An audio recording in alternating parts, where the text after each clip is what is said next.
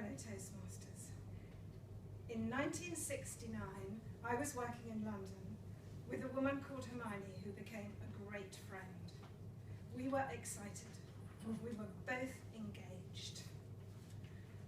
We were planning our wedding lists. Mine was very modestly at Peter Jones.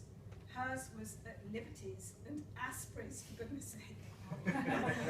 We both married, and as you can imagine, we went our separate ways.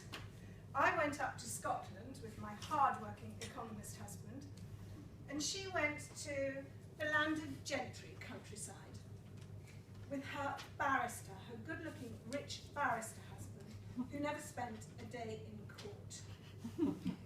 She was the envy of the home counties, Hermione behind those expensive closed doors. Nobody knew what went on the other side.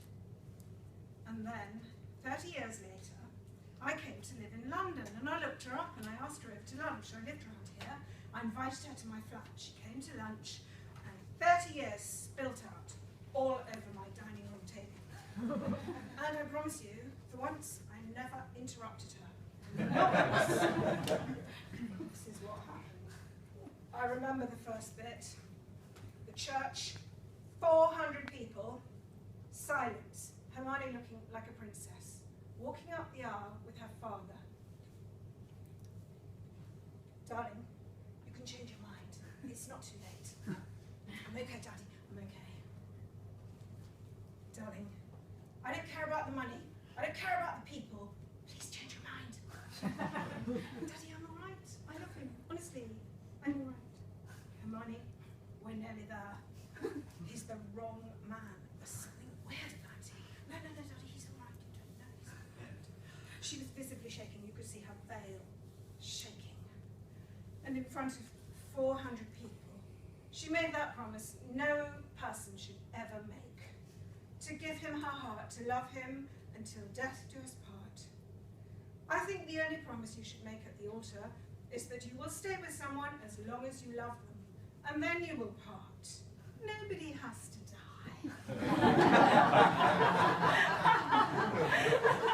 And then it all came out. You know where I'm going with this. Rich couple, behind the closed doors. The problem was in the bedroom. Now the problem was, remember this is a long time ago, this is 1970 when women knew nothing. She was a virgin, we all were. He was weird. He was weird in the bedroom, but she didn't know what weird was. She put up with it. She didn't know till much later, but actually he was into little boys. Nobody knew about that at the time. He was also weird about designer chickens. They lived in a beautiful country estate, but he had these designer chickens inside the house. They had the free run of downstairs, they were on the dining room table, they sat on his lap. He was weird. I tell you what she did. She did what Hermione told us to do a few weeks ago, didn't she? She gave the man she loved what he needed. He needed his space, and he needed his chickens. But he didn't give her what she wanted. She wanted a normal husband. She wanted love and romance. She didn't get that. But she hid it. Well, nobody had a clue what was going on. One day she was looking at the lady. I imagine you know what the lady is. It's where you get your nannies and things from. And she saw an advert for a secretary for 2 directors at the Old Vic, and she thought, I can do that. Hermione could do absolutely anything. She went up to London and she got the job just like that. The director who interviewed her said to Hermione, you know there are 2 of us. The other chap's called Robert, but he's away at the moment. He'll be back in a few weeks. But you'll love him. There's no problem. All the women love Robert. So Hermione took the job, and she loved it. And she was sitting there 3 weeks later in her tiny little pokey room down some corridor in the Old Vic. Her desk was actually a dressing table with one of those fixed wooden mirrors, and the typewriter was in front of it. She was typing away, and there came a knock at the door. And the door opened, and she looked in the mirror, and she froze.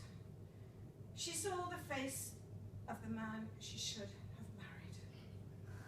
She composed herself, and she turned around, and she said, I'm Hermione, and he shook her hand and said, I know, and I'm Robert, and she shook his hand, and she said, I know, and they stared at each other, and they didn't know what to say.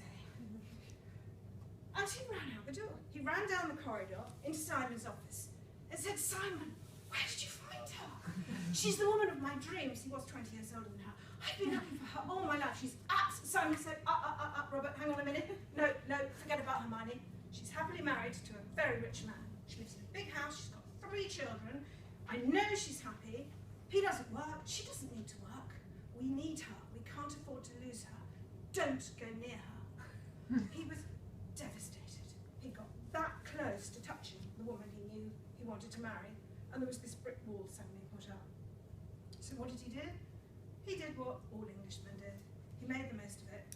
They became best friends, they became confidants, they talked about everything under the sun except what they should have talked about. They never declared their love, but it was palpable. Anybody who knew them knew they were in love. But one day, Robert couldn't bear it another minute. Again, she was sitting at her dressing table, typing away, and knock at the door. This time, the face in the mirror looked very different. She stared at him. He came in, and he said, "Hermione, I've come to say goodbye. I'm going to live in Spain. I'm going to make a film. I've let my flat in London. I don't know when I'll be back. Might be a year, 2 years, I don't know. Goodbye." And he went out the door. She collapsed on her arms. She soaked her sleeves. She was shivering, shaking. She was paralyzed. And then suddenly, he came back and said, "Just ring me. Just one phone call. Doesn't have to have an excuse. Anything, and I'll come straight back." And Hermione suddenly said, "Robert, why did you never say anything for 12 years? Why didn't you give me a clue?" And he said, "Hermione, I spoke to you. I asked you so many times if you were happy, and you insisted you were happily married. You had 3 children. What could I say? What could I do?" Right in that second, she decided she would get divorced, she would make her father the happiest man in the world, and she would marry Robert. They've been married for 30 years. They are blissfully happy. My message is, if you know you've made the biggest mistake of your life, admit it and get out and find the right person.